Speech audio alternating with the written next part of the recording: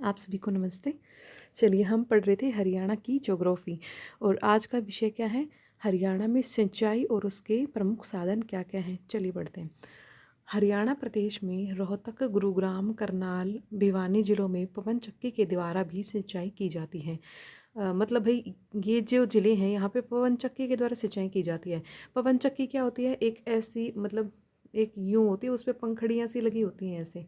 पवन चक्की आपने सबने देखी ही होगी। तो उसके द्वारा भी सिंचाई की जाती है, लघु सिंचाई उसके माध्यम से की जा सकती है। ठीक है, क्योंकि पवन चक्की जो है ना ज़मीन के जो तालाब होता है, आपका कुआं होता है, नलकूप होता है, वहाँ से पानी खींचने का काम करती है और उसके माध्यम से फिर जो है लघु सिंचाई की जा सकती है। किंतु पवन चक्की के माध्यम से केवल वहीं सिंचाई की जाएगी जहाँ पे हवाओं की जो गति है वो कम से कम 10 से 12 किलोमीटर प्रति घंटा रहनी भी चाहिए। ठीक है, चलिए उसके बाद है आपका ये है आर्थिक सर्वेक्षण का कुछ डाटा हम यहाँ पे कर रहे हैं कि भारत जो हरियाणा प्रदेश में कितने क्षेत्र पर भाई कृषि सिंचाई की जाती है, कृषि के क्षेत्रफल के तहत सिंचाई की जाती है, सिंचाई की सुविधाएं हैं। ठीक है, तो ये है हरियाणा के कुल कृषि क्षेत्रफल पर लगभग 60% भाग पर सिंचाई सुविधाएं उपलब्ध हैं। मान लीजिए 100 है हमारे पास 100 भाग है तो उसके 60 भाग पर सिंचाई की सुविधाएं उपलब्ध हैं। ठीक है, तो हरियाणा में कुल सिंचाई क्षेत्र जो है वो कितना है? 5,672 हेक्टेयर है। ठीक है, सिरसा में सर्वाधिक सिंचित क्षेत्र है और सबसे कम जो सिंचित क्षेत्र है वो पंचकुला में है। सिरसा में कितना सिंचित क्षेत्र है? 698 हेक्टेयर। जबकि जो यहाँ पे जो पंचकुला है, पंचकुला में 25 हेक्टेयर भाई।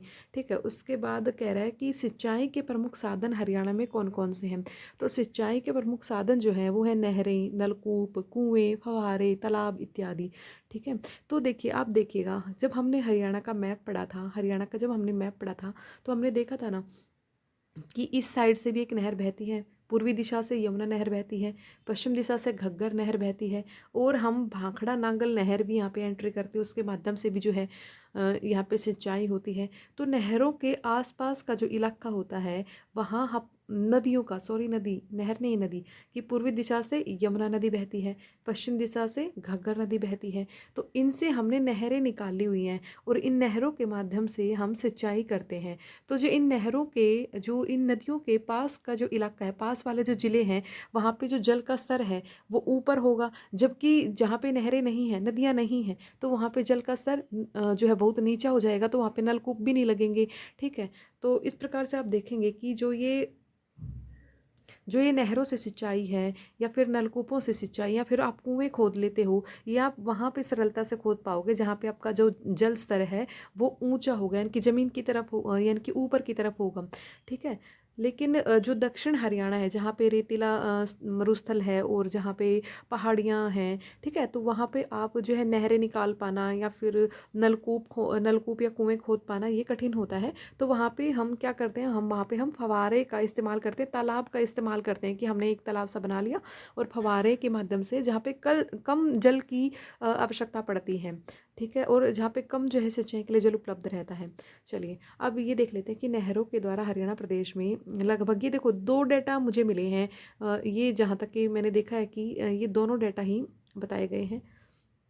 कहीं पे ये लिखा हुआ है कि 43.31% एरिया में, मतलब नहरों के द्वारा जो सिंचाई की जाती है वह टोटल सिंचाई एरिया के जो है 43.31%, और कहीं पे लिखा हुआ है कि 48.36%। तो ये दोनों ही ध्यान में रखने हैं, जो भी ऑप्शन में मिले, दोनों ही एक साथ ऑप्शन में मिलेंगे नहीं, तो जो भी ऑप्शन में मिले आपको उसको टिक कर देना है। ठीक है, कि नहरों द्वारा कितना प्रतिशत भाग सिंचाई किया जाता है, तो या तो 43 और या फिर 48%। ठीक है, और नलकूपों के द्वारा भाई 50%। ठीक है, और जो बाकी बच गया तो शेष जो बच गया है, जो भी परसेंटेज बच गई है 0 पॉइंट समथिंग कुछ, तो वो अगर 48 के हिसाब से मानेंगे तो फिर बहुत कम बच गया है, 43 के हिसाब से मानेंगे तो थोड़ा ज़्यादा बच गया है। तो इस प्रकार से अन्य जो हैं वो आपके कुएं रह गए हैं, फव्वारे रह गए हैं, तालाब रह गए, इनके माध्यम से आपकी सिंचाई की जाती है। ठीक है, चलिए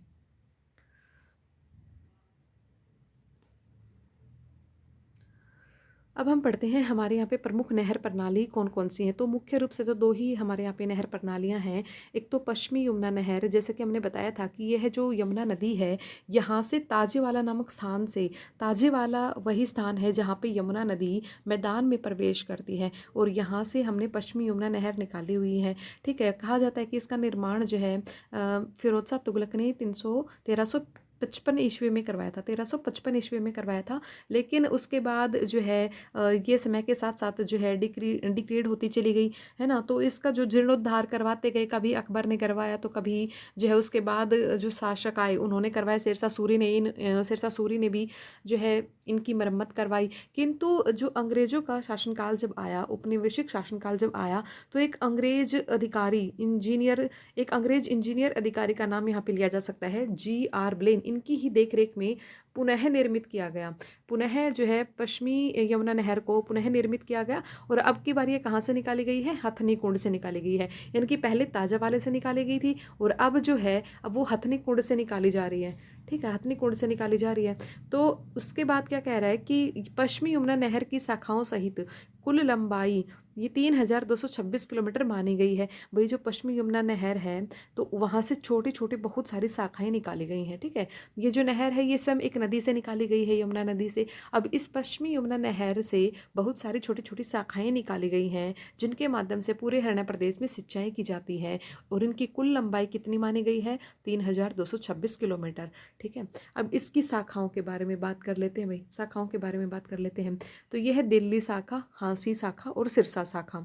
ठीक है, दिल्ली शाखा है तो दिल्ली में सिंचाई होगी। हांसी, हांसी कहाँ पे? भाई हिसार में पड़ता है, तो हिसार और आसपास के इलाकों में, जिलों में जो है सिंचाई होगी। और सिरसा शाखा से, सिरसा अब हिसार से आ गई, सिरसा है अपना फतेहाबाद के बाद हिसार, हिसार के बाद फतेहाबाद और उसके बाद सिरसा, तो ये सिरसा तक चल जाती है। यानी कि आप देखिएगा कि पश्चिमी यमुना नहर के माध्यम से हम जो है बिल्कुल पश्चिम छोर तक जो है सिंचाई की सुविधाएं अपनी प्रदान कर पाते हैं। ठीक है, चलिए अब ये देखिए, ये है भाखड़ा नहर प्रणाली। भाखड़ा जो नहर है ना, भाखड़ा जो है सतलुज नदी, सतलुज और व्यास के संगम पर यह भाखड़ा नहर भाखड़ा डैम बनाया गया है। ठीक है, सतलुज और व्यास नदियां जहाँ पे पंजाब में, आप पंजाब राज्य में, पंजाब हमारे कहाँ पे है? पंजाब हमारे उत्तर और पश्चिम दिशा में पड़ता है। जब हमने मैप देखा था तो पंजाब हमारे उत्तर और पश्चिम दिशा में पड़ता है। ठीक है, तो वहाँ पे दो नदियाँ जब मिल जाती हैं, सतलुज नदी और व्यास नदी, तो इनके संगम पर ही भाखड़ा डैम का निर्माण किया गया है। और वहाँ से भाखड़ा जो नांगल नामक स्थान है, नांगल नामक स्थान है, वहाँ से यह नहर निकाली गई है। ठीक है, वहाँ से यह नहर निकाली गई है। ठीक है, और भाखड़ा डैम का निर्माण कहाँ पे हुआ है? सतलुज और ब्यास के संगम पर। ठीक है, और ये नांगल कहाँ पे पड़ता है? तो नांगल से ये नहर निकाली गई है, हिमाचल में पड़ता है भाई। ठीक है, तो चलिए, अब इसका निर्माण कार्य कब पूरा हुआ? तो 1954 में जो है इसका निर्माण कार्य पूरा हुआ। इसकी कुल लंबाई कितनी मानी गई है? तो इसकी कुल लंबाई जो है वह 164 किलोमीटर मानी गई है। ठीक है, तो हरियाणा में भाखड़ा नहर फतेहाबाद के टोहाना से प्रवेश कर जाती है। फतेहाबाद, आपको ध्यान होगा जब हम बार बार मैप निहार रहे थे तो फतेहाबाद जो है पश्चिम छोर की तरफ, हरियाणा का जब मैप देखेंगे तो पश्चिम छोर की तरफ दो जिले बाहर की ओर निकले हुए दिखाई देते हैं, एक सिरसा है, दूसरा फतेहाबाद है। तो फतेहाबाद में टोहाना नामक जगह से ये जो नहर है ये एंट्री लेती है। ठीक है, टोहाना नामक स्थान से। और इसकी शाखाएं और उप शाखाओं के बारे में अगर आप पढ़ेंगे तो वो हैं फतेहाबाद शाखा, ठीक है, रतिया शाखा, रोड़ी शाखा, बरवाला शाखा। आपसे ये पूछा जा सकता है कि ये बताइए कि ये जो शाखाएं हैं कौन सी नहर प्रणाली के अंतर्गत आती हैं? भाई फतेहाबाद शाखा, रतिया शाखा, क्योंकि हमें ये पता है कि पश्चिमी यमुना नहर से भी हमने छोटी छोटी शाखाएं जो है वो सिरसा तक पहुँचाई हुई हैं। तो ऐसा तो नहीं है कि वही सिरसा है और फतेहाबाद तो हम ये कहेंगे कि नहीं, यहाँ तो केवल भाखड़ा नहर की प्रणाली ही आ सकती है, ऐसा कुछ नहीं है। तो इसलिए हमें याद रखना होगा कि ये जो रतिया शाखा है और जो ये रोड़ी शाखा है और भाई बरवाला जो शाखा है, तो ये जो है ये भाखड़ा नहर प्रणाली की शाखाएं हैं। ठीक है, लेकिन जो बरवाला के माध्यम से लिंक किया गया है पश्चिमी यमुना लिंक नहर को, और इसके साथ ही जो भाखड़ा नहर प्रणाली है उसको। ठीक है, इस ये बता रहे हैं ना कि 3 महीने तो इसको पश्चिमी यमुना नहर से पानी मिलता है और बाकी के जो 9 महीने बच गए वो 9 महीने इसको कहाँ से पानी मिलता है? भाखड़ा नहर से पानी मिलता है। यानी कि बरवाला लिंक है, बरवाला एक लिंक है दोनों नहरों का, जहाँ पे दोनों नहरों का आपस में लिंक किया गया है। कुछ समय के लिए जो है पश्मीना नहर से पानी आता है और कुछ समय के लिए जो है भाखड़ा नहर से पानी आ जाता है। ठीक है, चलिए अब आगे कह रहा है कि भाखड़ा डैम और नहर निर्माण का वास्तविक श्रेय जो है वो सर छोटू राम को जाता है। इन्होंने जो है अम्बाला डिवीजन, ये जो है इस नहर प्रणाली को अम्बाला डिवीजन की जीवन रेखा मानते थे। ठीक है, तो अब ये पेपर में आ जाए तो आपको याद रखना है कि भाई छोटू राम को वास्तविक रूप से श्रेय दिया जाता है, क्योंकि बिलासपुर के जो राजा थे, यमुनानगर में पड़ता है बिलासपुर, तो बिलासपुर के जो राजा थे ना आनंद चंद, इनको इस प्रोजेक्ट के लिए, इस परियोजना के लिए मनाने का काम सर छोटू राम ने ही किया था। और सर छोटू राम ने ही बहुत अथक प्रयास किए थे इस डैम को बनवाने के लिए। ठीक है, उसके बाद तो फिर जो है पंडित नेहरू का भी नाम लिया जा सकता है। ठीक है, भाखड़ा डैम के निर्माण के लिए। चलिए अब आगे क्या है, इसके अलावा कुछ जो है उठान सिंचाई परियोजनाएं हैं। भाई उठान सिंचाई परियोजना यानी कि ये उठान सिंचाई परियोजना क्या होती हैं और इनकी ज़रूरत क्यों पड़ती है। अब देखिए जल जो बहता है, नदी का जल जो बहता है या फिर नहर का जल, नदी का जल कहीं भी कहिए, जब जल बहता है तो वह नीचे की दिशा में तो आराम से बह लेता है ना, लेकिन ऊपर ऊपर जाता है क्या, जल नहीं जाता है। अब मान लीजिए एक नहर बह रही है, आपका जो ज़मीन है, आपकी ज़मीन जो है उस नहर के मतलब ऊपर है, ऊपर मतलब उसका जो तल है ना वो अब उससे ऊंचा है, तो पानी वहां पे जा ही नहीं पाएगा। तो क्या करना होगा, तो हमें उठान सिंचाई परियोजनाओं का सहारा लेना पड़ेगा, जहाँ पे आप उस पानी को किसी जो है पंप के माध्यम से, ठीक है, उठा करके आप क्या करेंगे, उसको ऊपर लेकर के जाएंगे और अपने जो है अपनी ज़मीन तक पहुँचाएंगे। तो इस प्रकार से जब काफ़ी जो ज़मीन है, काफ़ी जो है बहुत ज़्यादा हेक्टेयर ज़मीन की सिंचाई करनी पड़ती है और हमें ये पता लगता है कि भाई पानी तो यहाँ पे आ नहीं रहा है, तो हम वहाँ पे उठान सिंचाई परियोजनाओं का प्रयोग करते हैं। वैसे तो नहीं है कि भाई ऊंचाई पर अगर ज़मीन हो गई तो वहाँ पे सिंचाई ही नहीं होगी, तो उठान सिंचाई परियोजना का प्रयोग जो है वो जो है ऊंचे जो स्थल होते हैं उनकी सिंचाई के लिए हम उनका प्रयोग करते हैं। ये देखिए, तो कुछ उत्थापक सिंचाई परियोजनाएं हैं जहाँ पे क्या होता है, जल को ऊपर की तरफ हम लिफ्ट करवा के उससे सिंचाई करते हैं ऊंचे प्रदेशों में। उच्च अक्षांश पर, उच्च स्थान पर जो स्थित प्रदेश है उनकी सिंचाई के लिए। तो ये है जुई नहर। जुई नहर से आप क्या करेंगे, ये सारे के सारे जो हम पढ़ रहे हैं ना, 1 2 3, तो ये क्या पढ़ेंगे हम, ये उत्थान जो है वही सिंचाई परियोजनाएं हैं। ठीक है, तो ये है जुई नहर। अब भाई जुई नहर से जो है भिवानी में सिंचाई की जाती है। लोहारू उत्थान सिंचाई परियोजना, देखिए पहले तो भिवानी में ही इससे सिंचाई होती थी, लेकिन वर्तमान में दादरी में इस सिंचाई परियोजना का प्रयोग किया जा रहा है। इसी को इंदिरा गांधी नहर भी कहते हैं। ठीक है, भिवानी उत्थान सिंचाई परियोजना, अब यहाँ से भिवानी और महेंद्रगढ़ दोनों में ही सिंचाई की सुविधाएं प्रदान की जा रही हैं और इसी को वीरेंद्र नारायण चक्रवर्ती नहर भी कहा जा रहा है। ठीक है, चलिए, तो उसके बाद है हथनी कुंड बैराज। भैया यमुनानगर में सिंचाई की सुविधाएं प्रदान करती है। अब देखिएगा, जब आप डैम बनाते हो तो मान लीजिए नदी बह रही होती है, मान लीजिए ये नदी, एक मिनट, मान लीजिए ये नदी बह रही है। अब आपने यहाँ पे डैम बना दिया, अब डैम बना दिया है तो इसके पानी को आपने यहाँ पे इकट्ठा कर लिया। ठीक है, इकट्ठा कर दिया, अब यहाँ से जो है नहरें निकाल दिया आपने तरह तरह की। तो जो ये डैम बनाया है ना, तो इसी पे आप क्या करोगे, इसी से तो सिंचाई सुविधाएं दे रहे हो, ये पानी इकट्ठा हो गया, आपकी मर्जी है, आप इसको किसी कोई भी ब्रांच निकाल करके कहीं पर भी इससे जो है सिंचाई प्रदान कर सकते हो। तो इस प्रकार से जो बैराज होते हैं वो सिंचाई की सुविधाएं भी प्रदान करते हैं। ठीक है, जो डैम बनाते हो आप और डैम के अंतर्गत जो पानी इकट्ठा होता है उससे आप सिंचाई के आसपास के जो प्रदेश होते हैं उनमें आप सिंचाई की सुविधाएं प्रदान कर सकते हैं। ठीक है, तो यहाँ से हथनीकुंड बैराज से जो डैम बनाया गया वहाँ से यमुनानगर की सिंचाई हो जाती है। तो इसी प्रकार से दादूपुर नदी नहर परियोजना, दादूपुर नदी नहर परियोजना, दादूपुर जो आपने नदी देखी थी कहाँ पे थी, यमुनानगर में थी। किसकी सहायक नदी थी भाई, नदी की सहायक नदी थी।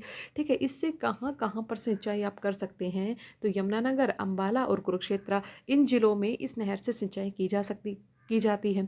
ठीक है, अब उसके बाद है आपका हास्य बुटाना नहर परियोजना। हास्य बुटाना नहर परियोजना, ठीक है, हास्य बुटाना नहर परियोजना जो है इससे दक्षिण हरियाणा में जो है सिंचाई की सुविधाएं प्रदान की जाती हैं। भाई हास्य बुटाना कहाँ पे है, हिसार में हो गया ना, तो यहाँ पे जो ये छोटे छोटे जो नहर परियोजनाएं हैं इनसे जो है दक्षिण हरियाणा में आप क्या करोगे, सिंचाई की सुविधाएं प्रदान की जाती हैं। अब जो सबसे इम्पोर्टेंट है और पूरे हरियाणा में जो है सिंचाई के क्षेत्र में एक जीवन रेखा माना जाता है ये प्रोजेक्ट, लेकिन ये प्रोजेक्ट अभी लटका पड़ा है विवादों में। जो है ये प्रोजेक्ट है सतलुज यमुना लिंक परियोजना की, जो सतलुज को और यमुना को लिंक करके और जो विस्तृत क्षेत्र में सिंचाई की सुविधाएं प्रदान की जाएं। क्योंकि देखिएगा, यदि हमारे पास सिंचाई की सुविधाएं ज़्यादा उपलब्ध रहेंगी तो कृषि में जो क्या है उत्पादन बढ़ेगा, कृषि का उत्पादन बढ़ेगा और किसानों की आय को जो सपना है प्रधानमंत्री जी का कि किसानों की आय दोगुनी करनी है, वो सपना पूर्ण हो सकेगा। ठीक है, तो सिंचाई की सुविधाओं को उपलब्ध कराने के लिए ये प्रोजेक्ट लेकर आया गया था, 2016 की बात है। लेकिन 2015-16 में प्रोजेक्ट लेकर आया गया था और इसके तहत इसकी जो कुल लंबाई निर्धारित की गई थी तो वो थी 212 किलोमीटर, जिसमें से 121 किलोमीटर तो पंजाब में पड़ता है और 91 किलोमीटर जो है वो हरियाणा के अंतर्गत आता है। किंतु जो है पंजाब सरकार ने अपनी तरफ से ही किसानों से अधिकृत जमीन को वापस कर दिया। अब इस प्रकार से यह जो प्रोजेक्ट है अभी अधर में लटका हुआ है, विवादास्पद है और इसे लेकर हरियाणा सरकार जो है वो न्यायालय की शरण में भी गई है। ठीक है, तो चलिए अब ये देखिए, ये फोटो के माध्यम से आपको क्या दिखाया गया है, ये यहाँ पे क्या दिखाया गया है, ये इस प्रकार से होती है भाई लिफ्ट लिफ्ट सिंचाई परियोजनाएं। ये इस प्रकार से होती है, ये देखिएगा पानी को इन पंप की सहायता से आपका ऊपर की तरफ, मान लीजिए कोई जमीन ऊंचाई पर स्थित है और वहां पे पानी लेकर के जाना है सिंचाई के लिए, तो आप पंप ये इस प्रकार से पाइपों के माध्यम से जो है आप सिंचाई करते हो, पानी को ऊपर की तरफ लिफ्ट करवाते हो और फिर उससे के माध्यम से सिंचाई करवाई जाती है। ठीक है,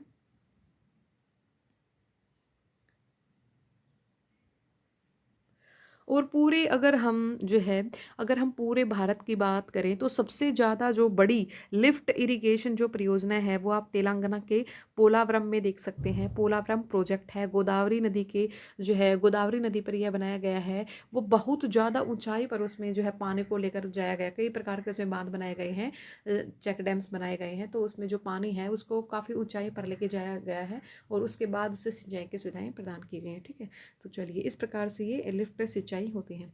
चलिए आज के लिए इतना ही।